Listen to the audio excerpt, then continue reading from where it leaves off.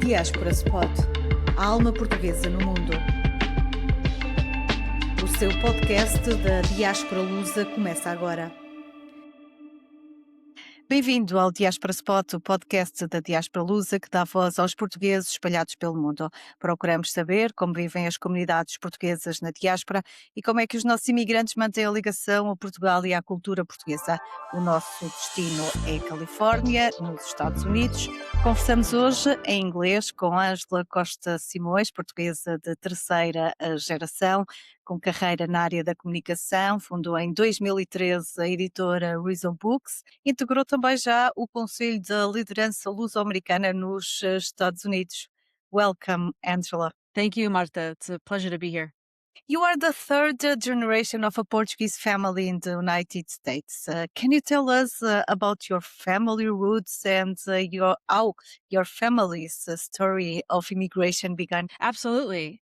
So all four of my, I guess it's about 6 or 7, but for both sides of my family, all of my great grandparents immigrated to the United States in about 1910, the early 1900s. And so all of my grandparents were born in California. My parents were born in California. I was born in California.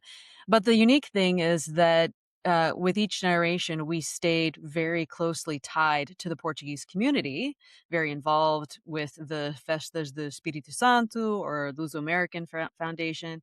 And so as a result, I am still 100% Portuguese, and I married a Portuguese, so our daughter is 100% Portuguese. So, we just kind of kept the bloodline pure that way. And I'm very grateful for my family having remained active in the Portuguese community because it has become such a strong part of who I am and my identity, and thus has fueled the founding of Risu Books and some of my other ventures. So yeah, that's kind of where we started, but we've been very involved my whole life. And what was it like growing up in the United States as a Portuguese? Do you feel any difference because you were Portuguese? Sure. So I think growing up in California as a Portuguese is quite different than what you might hear from somebody that grew up in Massachusetts or Rhode Island or even New Jersey, where there were concentrated populations of Portuguese. And so, they had Portuguese restaurants and bakeries on every corner. Their doctor was Portuguese. Their butcher was Portuguese. The guys that ran the store was they were surrounded by Portuguese. And that was not the case for us. We really had to work hard to maintain our connections to the culture. And so that all came through being part of the Portuguese halls, where we would primarily celebrate the Festas do Espírito Santo, right? And so in school, I was usually the only Portuguese kid. Maybe there was one or two others, but there was no Portuguese language classes. There was no Portuguese club. There was never a place where we could buy Portuguese food products where I grew up in Sacramento in California. So we really had to work hard to hang on to it. And I will say, when you're in school, you kind of have those pressures of, do I want to be like everybody else? Do I want to be different? I was never the popular kid. And so being Portuguese really kind of gave me a sense of uniqueness that I embraced and really loved being Portuguese. As long as I can remember, I have loved the fact that I have this unique aspect of my being, right? And so it's almost like if I meet people, hi, my name is Angela Simões, I'm Portuguese, right? Like it became something that I am also known for, right? And yeah, I mean, even to the point of in high school, I chose to go to dances at the Portuguese Hall instead of homecoming because I had so much more fun.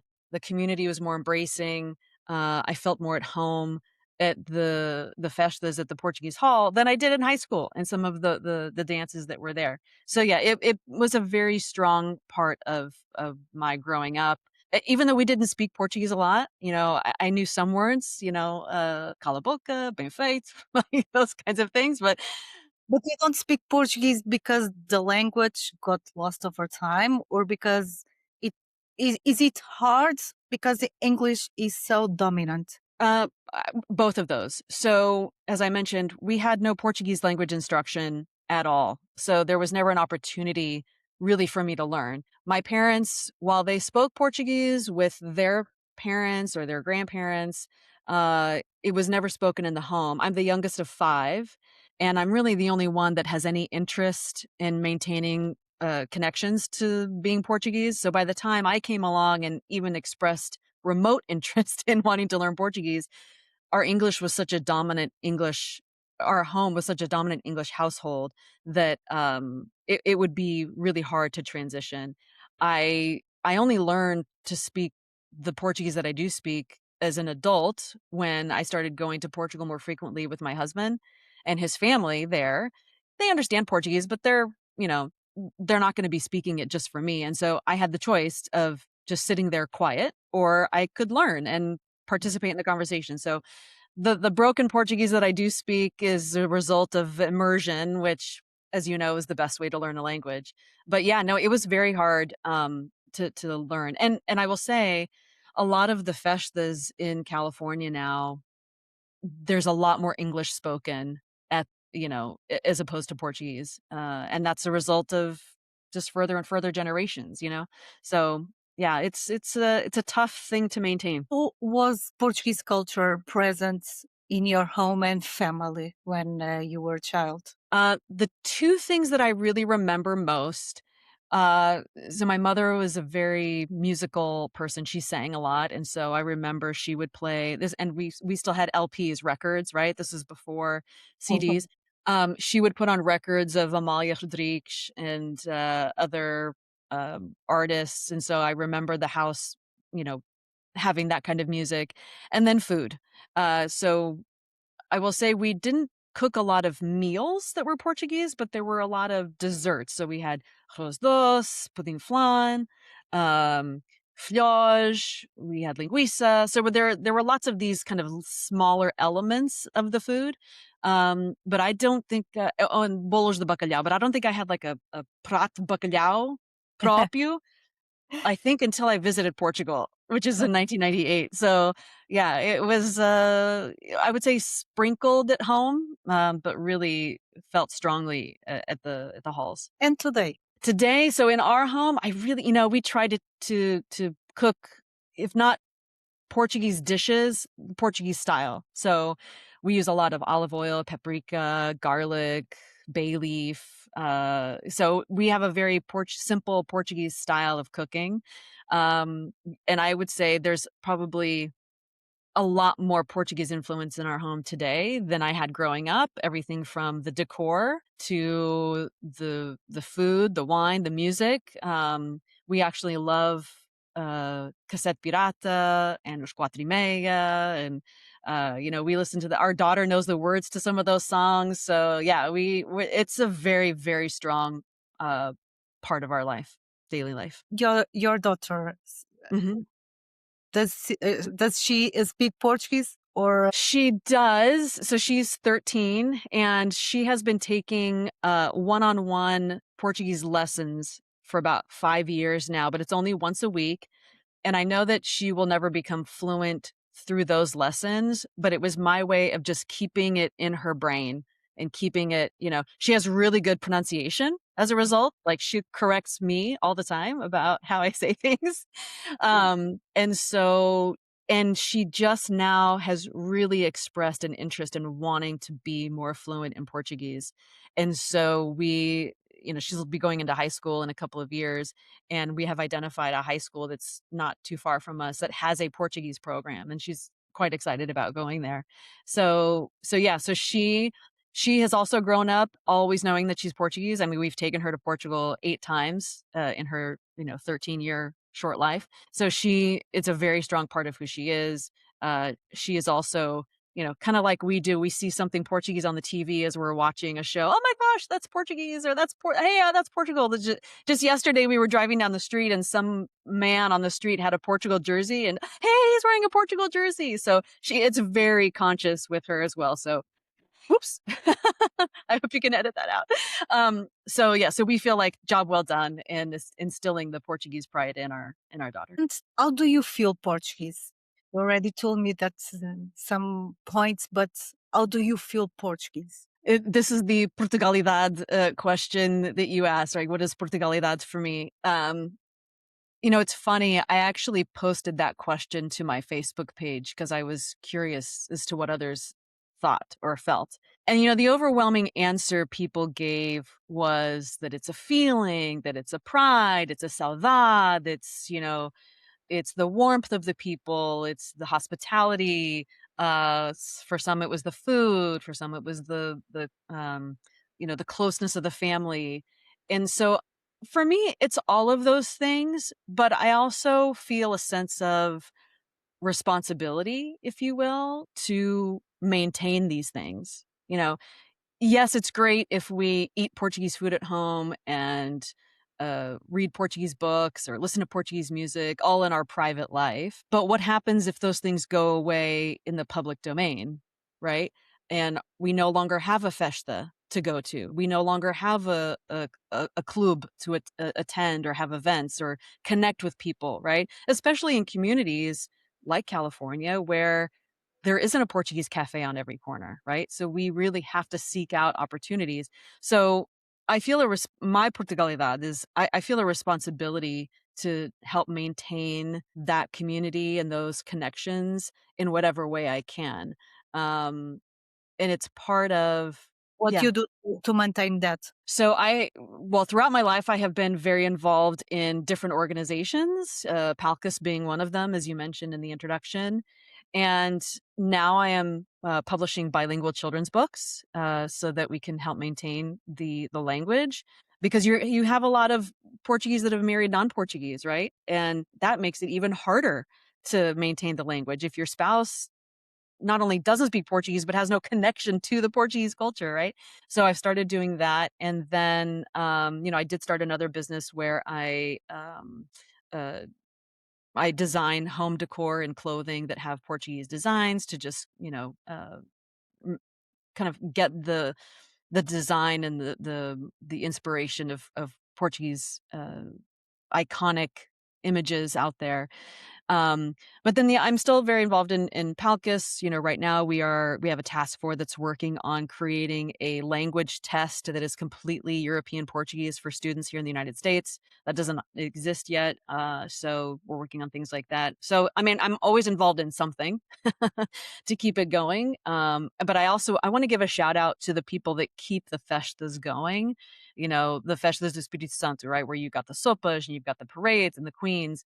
For some, that's not everybody's cup of tea. Not everybody likes those things, but it's become or it has been a staple, like such a strong part of our community here in California that has kept our community strong. And it's a lot of work to put on those festas, like a lot of work. And I feel like people that are spending hours in the kitchen, cooking, decorating, spend the whole year fundraising to pay for the food and everything. That just goes unrecognized. And so I want to say thank you to those people that do that because I will say, as involved as I am, I don't know that I would be willing to put in that kind of work. It's hard work. And so I want to thank them for doing that. You are talking about festas and the Portuguese community. How would you describe this community today in California? Is the number they used to being together for celebrate the Mhm. Portuguese identity?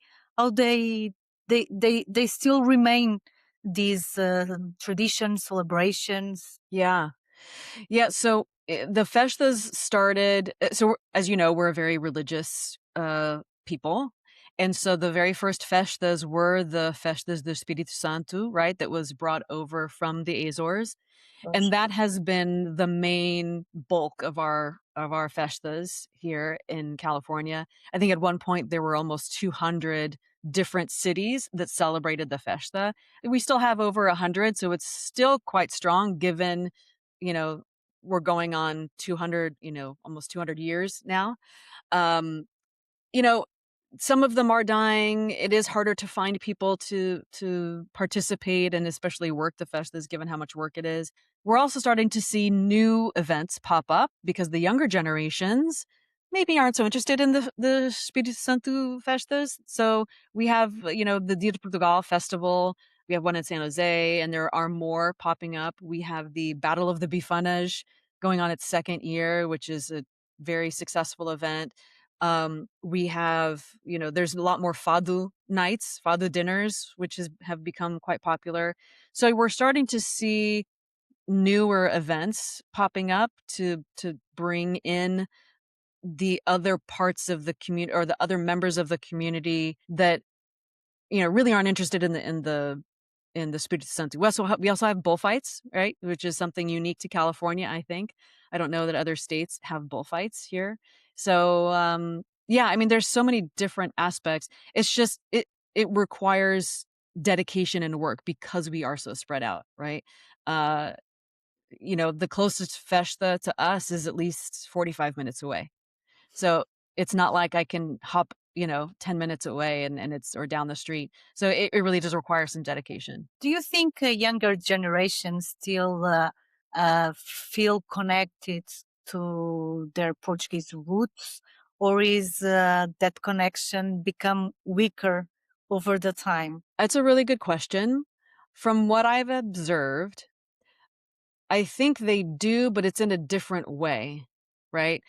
Um, because not only are they dealing with my identity as a Portuguese American, right?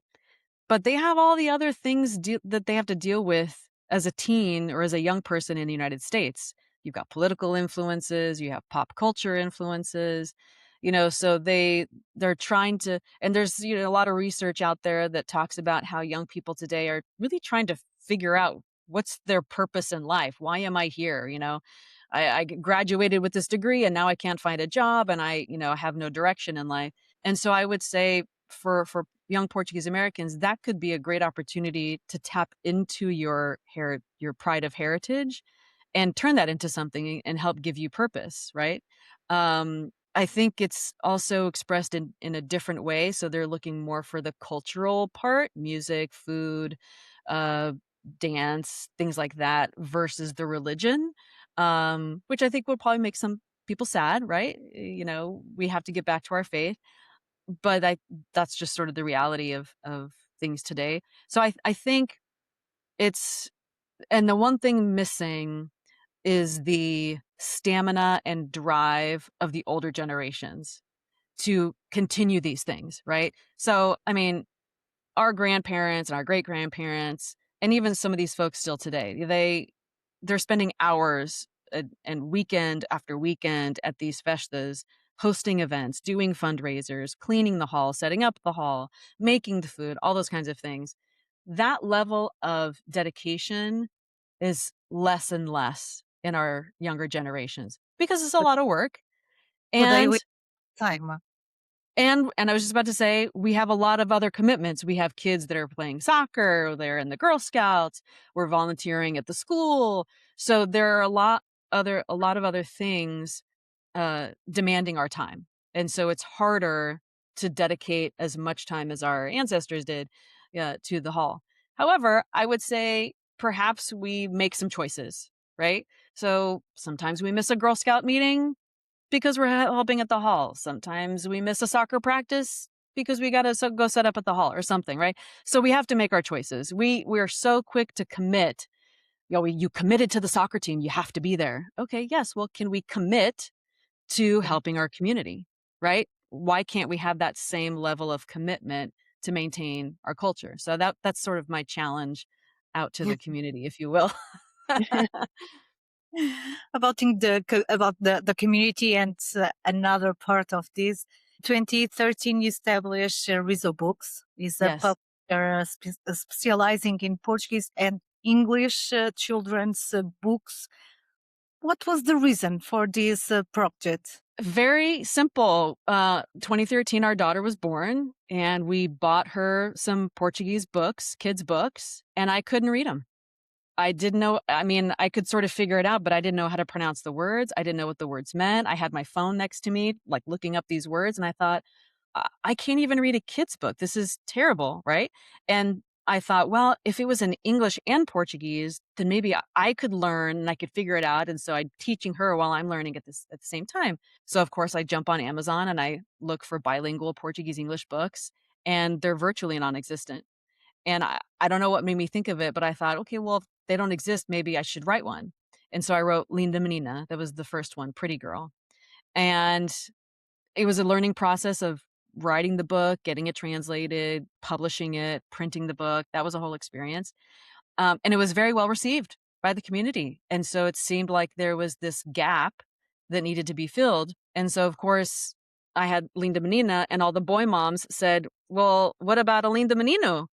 So we did a Linda Menino, right? And then I thought, well, if there's a need for education, how about a purely educational book, Números, Cores e Fruta, right? So you're learning the numbers, colors, and fruit in both Portuguese and English. So we did that one. And then, as these things happen, once you do something, your brain just starts to churn and, well, I could do this. Well, I could write about this. And why don't I write about this? And so here we are 8 books later, and with a lot more ideas on the horizon to be writing. So I think as long as I am able to write and publish, I'll be writing up until I die, probably. The last one that was published was in May, and it Hmm. was Miracle of the Roses. Can you tell? Yes. Yes, yes. So O Milagre das Rosas, which is about Reina Santa Isabel. Mhm. And, so the Festas do Espírito Santo here in California, yes, they're honoring the Holy Spirit, but also recognizing Queen Isabel and the Miracle of the Roses and her legacy of charity. And so I've known about her my whole life, right? Like, Santa Isabel and festas were synonymous. Always thought that the only reason we host these festas is because there was this miracle of the roses, and that's why we do it. And I come to find, and so for me, it was a natural thing to write about her. And I wanted to write about her whole life, not just the one miracle moment in time, because I really didn't know much about her whole life. And in writing the book, I discovered that the reason we do the festas is not because of the miracle of the roses. Yes, that is a legend associated with her, and she's most well known for that, but that's not the reason we do the festas. So my brain kind of went, like, what do you mean? That's not why we do it. My whole life has been a lie. And so, yeah, so I wrote about it because, we see lots of children still participating in the festas, and they're dressed up as Queen Saint Isabel.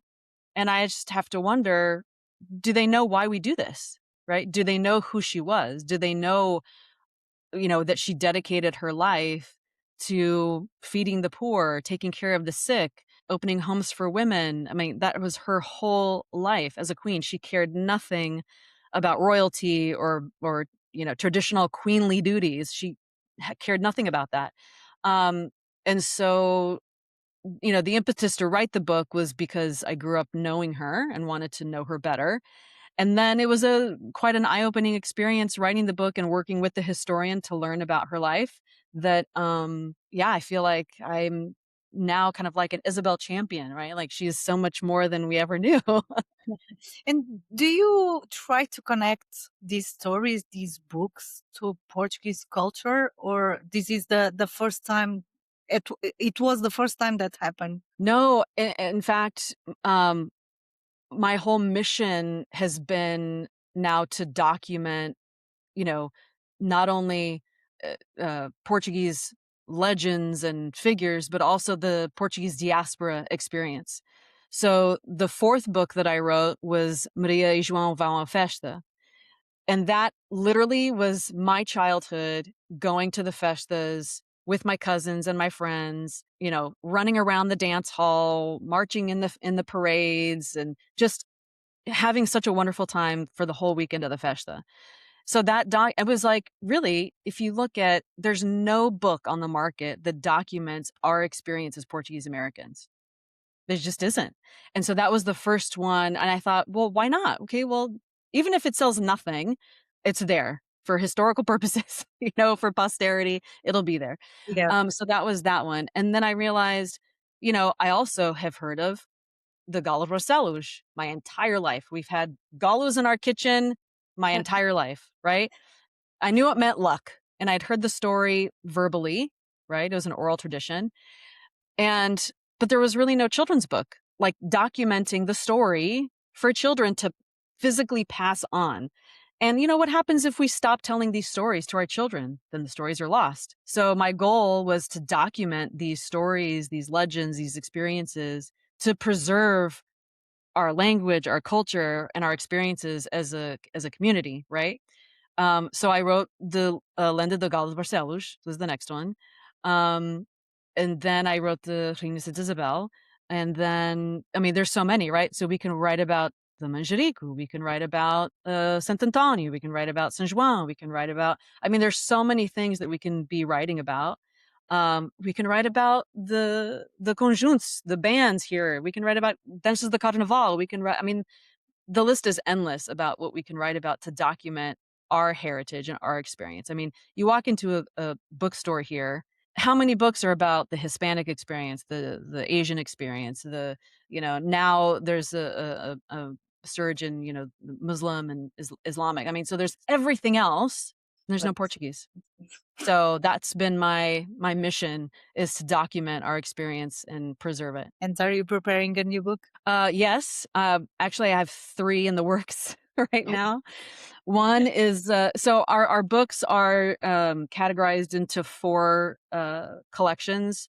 One is education, so purely educational to learn vocabulary, counting, grammar, things like that. And so that book is about animals, writing a book about animals, and animals that you will find in Portugal. Like, so again, tying it to, we're not just talking like birds and whales here. It's like these specific species that are in Portugal. I'm working on an activity book and a couple of coloring books that map to some of my existing books. And then also working on one that really explores what it means to be proud to be Portuguese from a child's perspective. So yeah, lots of projects in the works. So About the reaction of the public to these books, who is the kind of person that try to buy these books? mhm. uh, Absolutely parents, right? Parents are the ones that are buying the books. But We get a lot of Portu- grandparents, Portuguese, Portuguese parents, yes, or even people like, oh, I have a friend who's Portuguese and they just had a baby. I'm going to get them some books, right? Lots of grandparents that want their grandkids to learn Portuguese. Maybe their kids aren't doing a very good job of passing on the language, so they're being the annoying grandparents and uh, influencing it there. And then other family aunts, uncles, hey, I have a niece and nephew, or I'm a godmother. So it's a lot of adults, obviously, because they have the money to buy the book. But I'm finding it's a lot of heritage uh, buyers, right? They're buying it because they see the importance of maintaining the language. I get a lot of, oh, I wish there were these books when my kids were little. I get a lot of that. Um, I get a lot of thank yous, like, "Thank you for doing this. This is so needed." So, yeah, I mean, those kinds of things keep me going. That kind of feedback keeps me fueled, my drive keeps me going. and it's a market with potential because you It don't. is. I mean, not just in the United States, right? So there's Canada, there's the UK, there's South Africa. There's a lot of like English, speaking countries that have Portuguese communities. The one thing I don't have about those communities is the experience. Like, I don't know what it is to be a British Portuguese, you know? So I might start having to do interviews with some of those folks to write a British Portuguese diaspora book, from their, or Canadian Portuguese, or so if anybody wants to volunteer and help me figure that out, please get in touch. We could definitely do that. You already spoke about Palcos. You serve on the Mhm. board The board directors, of directors. the Portuguese American Leadership Council of the United States. Can you tell us more about this organization? Sure. Main goal? Yeah, so it was founded 35 years ago with the specific intention of giving Portuguese Americans, our national community, a voice at the national level, right? So a lot of other ethnic groups already had an organization advocating for their wants and needs as a community. You know, the Greeks, the Armenians, the Filipinos, the Polish, I mean, the Italians, of course, because they're such a big group. And so there was a group of professionals that said, hey, we should have one for Portuguese. And so some of the early accomplishments of that group was finally pushing through the tax treaty between the US and Portugal, the dual taxation, right? So you wouldn't be paying taxes, full taxes in both countries. We also established the Portuguese American Caucus in the House of Representatives, and then the Friends of Portugal in the Senate, so that as more issues came up over the years, we have these two dedicated groups that can work with us. And it's not just made up of Portuguese American legislators, because frankly, it would be like two people on that committee.